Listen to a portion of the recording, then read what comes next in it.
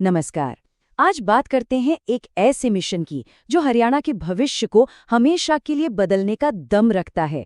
ये सिर्फ कोई सरकारी योजना नहीं है, बल्कि 100% साक्षरता पाने का एक जन आंदोलन है। और इस पूरे मिशन की आत्मा कह सकते हैं बस इसी एक नारे में है। ये सिर्फ एक लाइन नहीं बल्कि एक खुला बुलावा है। तो चलिए समझते हैं कि इस बुलावे के पीछे की पूरी सोच और योजना आखिर है क्या। ये कोई छोटा मोटा लक्ष्य नहीं है, टारगेट है पूरे 100%। जरा सोचिए, पूरे हरियाणा राज्य के लिए मुकम्मल साक्षरता। ये एक सपना है जिसे अब हकीकत में बदलने की तैयारी जोरों पर है। तो सवाल ये उठता है कि इतना बड़ा लक्ष्य हासिल होगा कैसे? इसकी नींव एक बहुत ही खास कार्यक्रम पर रखी गई है जो इस मिशन को जमीन पर उतार रहा है। इस मिशन की जड़ है उल्लास नव भारत साक्षरता कार्यक्रम। ये एक राष्ट्रव्यापी पहल है जिसका मोटो है सभी के लिए शिक्षा, और इसका सीधा सा मकसद है बुनियादी साक्षरता और संख्या का ज्ञान देना। तो सबसे ज़रूरी बात यह है कि इसका उद्देश्य बिल्कुल साफ है, हर नागरिक को पढ़ने, लिखने और हिसाब किताब के ज़रूरी स्किल सिखाना, ताकि वो आत्मनिर्भर बने और सम्मान की ज़िंदगी जी सकें। लेकिन सिर्फ हुनर सिखा देना ही तो काफ़ी नहीं है। उस सीख को एक पहचान देना, उसे मान्यता देना भी उतना ही ज़रूरी है।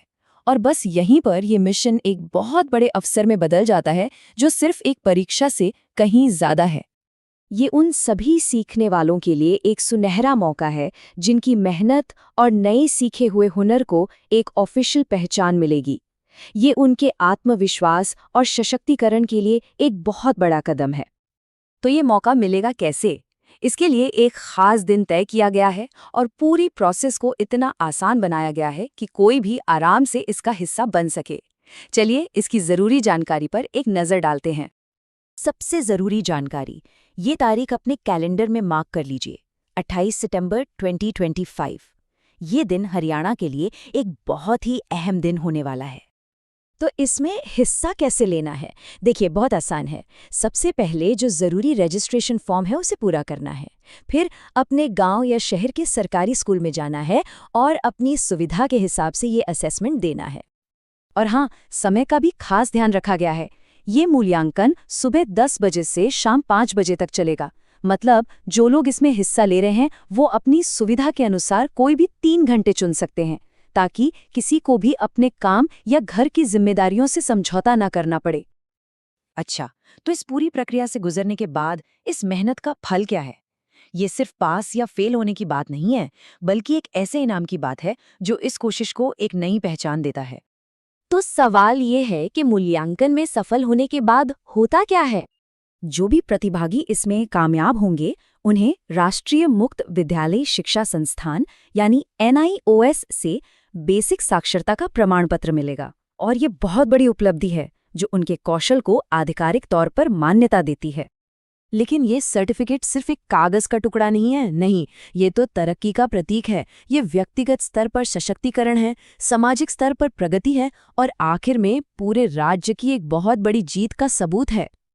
और जाहिर है, पूरे राज्य की ऐसी उपलब्धि किसी एक इंसान या एक डिपार्टमेंट से तो मुमकिन नहीं होती। इसके पीछे एक विशाल और संगठित टीम की सामूहिक कोशिश है। चलिए देखते हैं कि इस मिशन को कौन चला रहा है।